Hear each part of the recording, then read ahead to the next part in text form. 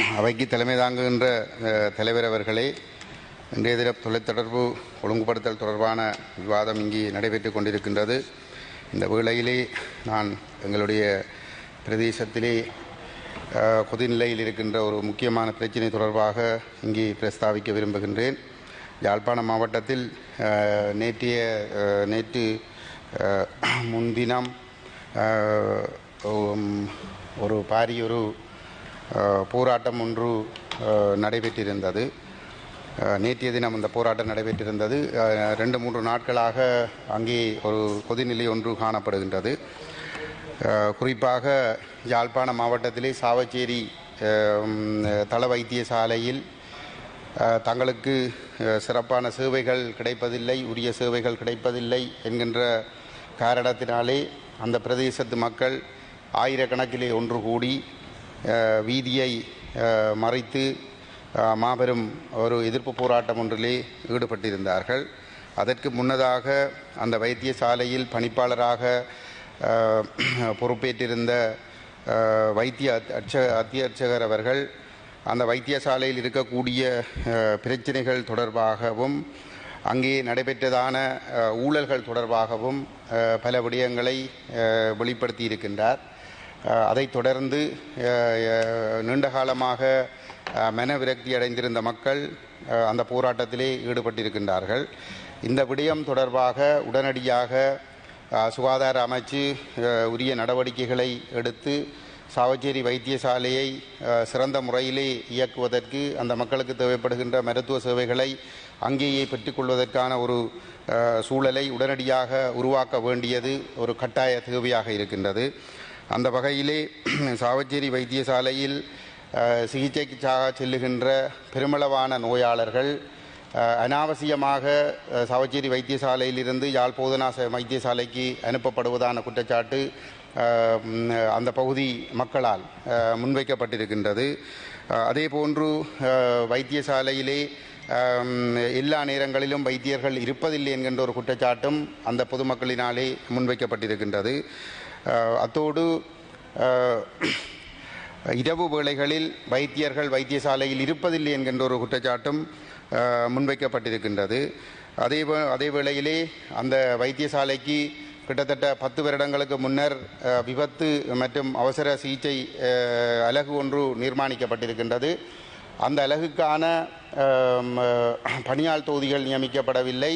அதே நேரத்திலே அதற்கு தேவைப்படுகின்ற இயந்திர உபகரணங்கள் வழங்கப்படாத நிலைமையிலே தென்மராட்சி அபிவிருத்தி ஒன்றியம் புலம்பெயர்ந்த தமிழ் மக்களுடைய நிதி பங்களிப்போடு பெருமளவான உபகரணங்களை கையளித்திருக்கின்றார்கள்.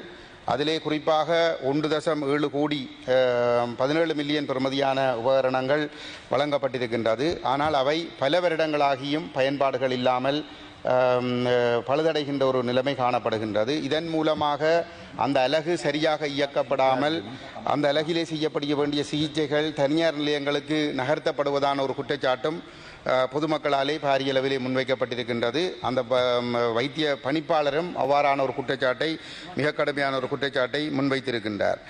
அதே போன்று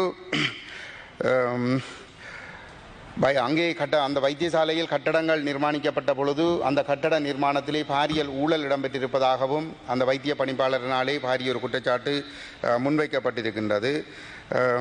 அதே நேரத்தில் அந்த வைத்தியசாலையில் கட்டடங்களுக்கு பெயிண்ட் பூசுவதற்காக வெளித்திறப்புகளை பயன்படுத்தி அந்த பெயிண்ட் பூசப்பட்ட பிற்பாடு அந்த நிதி அந்த வைத்தியசாலையினாலே செலவிடப்பட்டதாக நிதி அங்கே கணக்கு முடிக்கப்பட்டிருப்பதான ஒரு குற்றச்சாட்டும் அந்த வைத்தியசாலை தரப்புகளிடமிருந்து முன்வைக்கப்பட்டிருக்கின்றது. அதே போன்று மிக பாரதூரமான ஒரு குற்றச்சாட்டு முன்வைக்கப்பட்டிருக்கின்றது. மருந்துகள், வைத்தியசாலைக்குரிய மருந்துகள் பாதுகாப்பற்ற களஞ்சியங்களிலே வைக்கப்பட்டு அவை செயலிழந்து போன நிலைமையில் அந்த மருந்துகள் நோயாளர்களுக்கு வழங்கப்பட்ட போது அந்த மருந்துகளால் எந்தவிதமான நன்மைகளும் அந்த நோயாளர்களுக்கு ஏற்படாத நிலைமையிலே இந்த மருந்துகள், ஆஸ்பத்திரி மருந்துகள் சரியில்லை, நீங்கள் தனியார் வைத்தியசாலைகளுக்கு சென்று இந்த மருந்துகளை எடுங்கள் என்று அந்த நோயாளர்கள் தனியார் வைத்தியசாலைகளை நோக்கி ஊக்கப்படுத்தப்பட்டதாக ஒரு பாரிய குற்றச்சாட்டும் வைத்திய அத்தியட்சகரினாலே வைத்திய பணிப்பாளரினாலே சவச்சேரி வைத்திய பணிப்பாளரினாலே முன்வைக்கப்பட்டிருக்கின்றது. இந்த குற்றச்சாட்டு ஒரு மிக பாரதூரமான ஒரு குற்றச்சாட்டு. அதேபோன்று வைத்தியர்கள் சேவை நேரத்திலே கடமை நேரத்திலே வைத்தியசாலைகளில் இருப்பதில்லை என்று சொல்லியும் அவர்கள் தனியார் வைத்தியசாலைகளில் இருப்பதான குற்றச்சாட்டும் அங்கே முன்வைக்கப்பட்டிருக்கின்றது. அதேபோன்று மாதம் முழுவதும் கடமைக்கு செல்வதில்லை என்றும் ஓரிரண்டு நாட்கள் மட்டும்தான் அவர்கள் கடமைகளுக்கு செல்கிறார்கள் என்றும் ஏனைய நாட்களிலே அவர்கள் தனிப்பட்ட வேலைகளை செய்து கொண்டிருப்பதான ஒரு குற்றச்சாட்டும் முன்வைக்கப்பட்டிருக்கின்றது. இதைவிட மிக பயங்கரமான ஒரு குற்றச்சாட்டு வைத்திய பணிப்பாளரினாலே முன்வைக்கப்பட்டிருக்கின்றது. பிராந்திய சுகாதார சேவைகள் பணிப்பாளர் கேதீஸ்வரன் அவர்கள் போதை மருந்துகளை மாணவர்களுக்கு விநியோகித்தார் என்கின்ற ஒரு பாரிய குற்றச்சாட்டும் முன்வைக்கப்பட்டிருக்கின்றது. அதேபோன்று டாக்டர் இந்திரகுமார் என்று சொல்லப்படுகின்ற ஜேஎம்ஓ அங்கே வைத்தியசாலையிலே இறக்கின்றவர்களுடைய உடல்களை பிரேத பரிசோதனை செய்து அவர்களை உரிய நேரத்திற்கு கையளிப்பதில் இழுத்தடிப்புகளை செய்ததாகவும் அந்த பகுதியிலே இருக்கக்கூடிய ஒரு அந்திய கால சேவை நிறுவனம் ஒன்று பல நிறுவனங்கள் இருக்கின்ற போதும் ஒரு குறிப்பிட்ட நிறுவனத்திடம் தொடர்பு கொண்டால் 1 மணி நேரத்திற்குள் 5 மணிக்கு இறந்தால் கூட 6 மணிக்குள் அந்த உடல்கள் கையளிக்கப்படுவதாகவும் அதற்காக பெருந்தொகை பணம் கைமாற்றப்பட்டதாகவும் ஒரு பாரிய குற்றச்சாட்டு முன்வைக்கப்பட்டிருக்கின்றது. அதே நேரத்திலே இந்த குற்றச்சாட்டுகள் தொடர்பாக ஒரு முழுமையான பக்கச்சார்பற்ற ஒரு விசாரணை நடத்தப்பட்டு இந்த குற்றச்சாட்டுகளில் உண்மை இருக்குமாக இருந்தால் அவர்கள் மீது நடவடிக்கை எடுக்கப்பட வேண்டும். ஏனென்று சொன்னால் இந்த வைத்தியசாலை சரியான சேவைகளை வழங்கவில்லை என்றும் வைத்தியர்கள் அந்த மருத்துவ சேவையிலே அக்கறை இல்லாமல் இருந்தார்கள் என்றும் எழுந்த குற்றச்சாட்டின் காரணமாக மக்கள் நீண்ட காலமாக மனவிரக்தி அடைந்து பாதிக்கப்பட்ட மக்கள் ஒட்டுமொத்த வைத்தியர்கள் மீதும் கோபம் அடைந்திருக்கிறார்கள். வைத்திய துறை மீது நம்பிக்கை இழந்திருக்கிறார்கள். ஆகவே இந்த நம்பிக்கை கட்டியெழுப்பப்பட வேண்டும். அர்ப்பணிப்போடு சேவை செய்த வைத்தியர்கள் மிக மோசமாக மனநொந்து போயிருக்கிறார்கள். அவர்களுக்கு ஏற்பட்ட அந்த மன உளைச்சல் தீர்க்கப்பட வேண்டுமாக இருந்தால் இதிலே குற்றம் செய்தவர்கள் கண்டறியப்பட வேண்டும். அதே நேரத்திலே இந்த வைத்தியர் இந்த விடயங்களை அம்பலப்படுத்திய காரணத்தினால் தான் அச்சுறுத்தப்பட்டதாக ஒரு முறைப்பாட்டை செய்திருக்கின்றார். குறிப்பாக மருத்துவர் சங்கத்தினுடைய தலைவர் மயூரன் அவர்களினாலே வைத்தியர் மயூரன் அவர்களினாலே தான் தாக்கப்பட்டதாகவும் தன்னுடைய தொலைபேசி பறிக்கப்பட்டதாகவும் தன்னுடைய பணம் பறிக்கப்பட்டதாகவும் அது தொடர்பாக போலீசாரிடம் முறையிட்ட பொழுது போலீசார் பக்கச்சார்பாக நடந்து கொண்டதாகவும் அவரால் ஒரு முறைப்பாடு முன்வைக்கப்பட்டிருக்கின்றது. ஆகவே இந்த விடயங்கள் தொடர்பாக உடனடியாக நடவடிக்கை எடுக்கப்பட வேண்டும். அதே நேரத்திலே இந்த வைத்தியசாலை மக்களுக்கு போதிய அளவு சேவையை வழங்கவில்லை என்பது பொதுவாக தென்மராட்சி மக்களால் ஒட்டுமொத்தமாக முன்வைக்கப்படுகின்ற குற்றச்சாட்டு. அதை இந்த சுகாதார அமைச்சு முழுமையாக ஏற்றுக்கொள்ள வேண்டும். ஏனென்று சொல்லி சொன்னால் இந்த அமைச்சு செய்திருக்க வேண்டிய பல கடமைகளை செய்யாத காரணத்தினாலே நிதி ஒதுக்கீடுகளை செய்யாத காரணத்தினாலே மருத்துவ நிபுணர்களை நியமிக்காத காரணத்தினாலே அங்கே தேவைப்படுகின்ற அந்த வைத்தியசாலைக்கு தேவைப்படுகின்ற சத்திர சிகிச்சை கூடங்களுக்கு தேவைப்படுகின்ற அந்த அலகுகளை முழுமையாக பூர்த்தி செய்து கொடுக்காத காரணத்தினால் மக்கள் நீண்ட காலமாக பாதிக்கப்பட்டு அவர்கள் விரக்தி அடைந்து இன்று வீதிக்கு வந்திருக்கிறார்கள். இதற்குரிய முழு பொறுப்பையும் அமைச்சரும் செயலாளரும் ஏற்றுக்கொள்ள வேண்டும். இது வேண்டுமென்றே தமிழர்கள் பிரதேசம் கடந்த போருக்கு பின்னரான 15 ஆண்டுகள் முற்றாக புறக்கணிக்கப்படுகிறது அரசாங்கத்தினாலே. அவ்வாறான அந்த வரிசையிலே இந்த பிரதேசத்து மக்கள் மோசமாக பாதிக்கப்பட்டிருக்கிற நிலைமையிலே இந்த மக்கள் வீதிக்கு இறங்கி போராட வேண்டிய ஒரு நிலைமைக்கு வந்திருக்கிறார்கள்.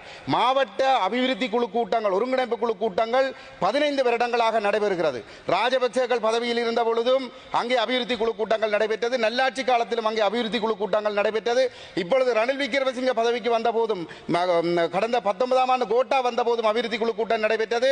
இப்பொழுது ரணில் விக்ரமசிங்க வந்திருக்கிற போதும் அபிவிருத்தி குழு கூட்டம் நடைபெறுகிறது. இந்த கூட்டங்களிலே அங்கஜன் ராமநாதன், டக்ளஸ் சிவானந்தா மற்றும் நல்லாட்சி காலத்திலும் அபிவிருத்தி குழு கூட்டங்களிலே தலைமை தாங்கி இருக்கிறார்கள். இந்த அபிவிருத்தி குழு கூட்டங்கள் நடைபெற்றுக் கொண்டிருக்கத்தக்கதாக இந்திய வைத்தியசாலையிலே இவ்வளவு மோசமான சம்பவங்கள் நடைபெற்றிருக்கிறது என்று சொல்லி ஒரு குற்றச்சாட்டு ஒரு வைத்திய பணிப்பாளரால் முன்வைக்கப்பட்டிருக்கிறது என்று சொல்லி சொன்னால் இந்த குற்றச்சாட்டுகளுக்கு இந்த மாவட்ட ஒருங்கிணைப்பு குழு கூட்டத்தினுடைய இந்த அரசாங்க பிரதிநிதிகளாக இருந்தவர்கள் முழு பொறுப்பையும் ஏற்றுக்கொள்ள வேண்டும். ஏனென்று சொன்னால் அவர்கள் இருந்த இடத்தில் இருந்து அதிகாரிகளை அழைத்து தங்களுடைய கட்சி சார்ந்த பல விடயங்களுக்கு பயன்படுத்துவதற்கு அல்லது என்ஜிஓக்கள் கொடுக்கிற உதவிகளை பெற்று அதை தங்களுடைய கட்சிகளால் கொடுக்கப்படுகின்ற உதவிகளாக காட்டிக் கொள்ளுகின்றவர்களுக்கு இந்த வைத்திய பிரச்சனைகளை ஏன் சரியான முறையில் தீர்த்து வைத்துக் கொள்ள முடியவில்லை? இன்று வைத்தியர்கள் குற்றவாளிகளாக நிறுத்தப்பட்டிருக்கிறார்கள். சுகாதாரத்துறை சார்ந்தவர்கள் மக்கள் முன்னே குற்றவாளிகளாக நிற்க வேண்டி வந்திருக்கிறது என்று சொல்லி சொன்னால் இதில் ஒரு முழுமையான பக்கச்சார்பற்ற விசாரணை நடத்தப்பட வேண்டும். அந்த விசாரணை நடத்தப்பட்டு உரியவர்கள் உண்மையிலே குற்றம் இழைத்திருந்தால் அவர்களுக்குரிய தண்டனைகள் வழங்கப்பட வேண்டும். அதே நேரத்திலே இந்த வைத்தியர்கள் முழு நேரமும் கடமை நேரத்திலே வைத்தியசாலைகளில் கடமையாற்றுகிறார்களா இல்லையா என்பதனை கண்காணிப்பதற்கான ஒரு பொறிமுறைகள் உருவாக்கப்பட வேண்டும்.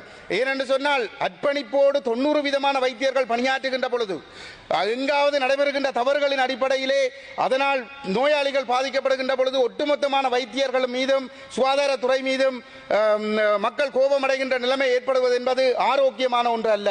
ஆகவே தயவு செய்து அரசு இந்த விடயத்தை கடந்த மாதம் ரணில் விக்ரமசிங்க ஜனாதிபதி வடக்குக்கு விஜயம் செய்த பொழுது இந்த வைத்தியசாலை பிரச்சினை அவருக்கு எழுத்து மூலமாக கொடுக்கப்பட்டிருக்கிறது.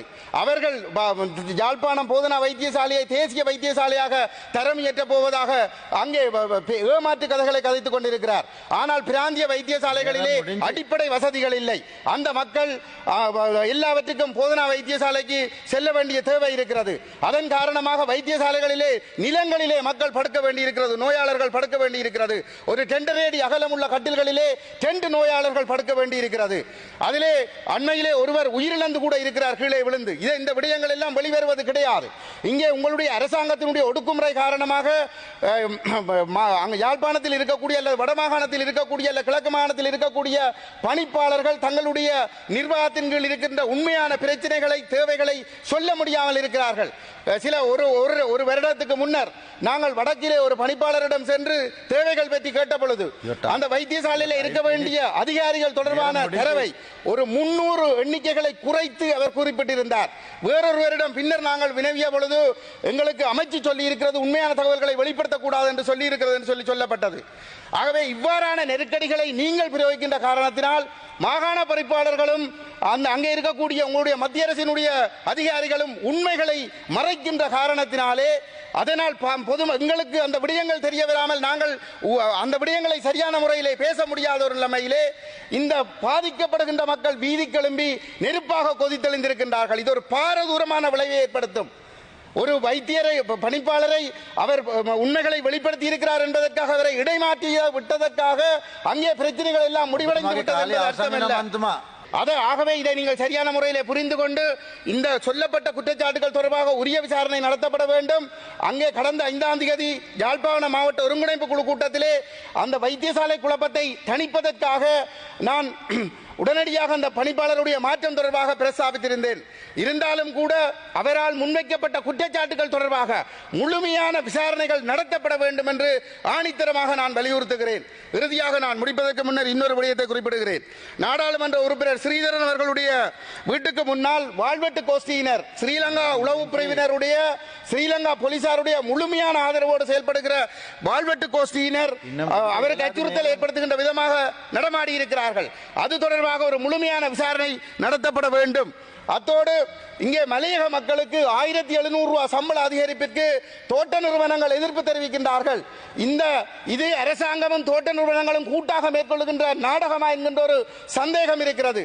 அந்த மக்களுக்கான சம்பள உயர்வு வழங்கப்படுவதை உறுதிப்படுத்துவதற்கு உடனடி நடவடிக்கைகள் எடுக்கப்பட வேண்டும் என்று கேட்டு விடைபெறுகிறேன். நன்றி.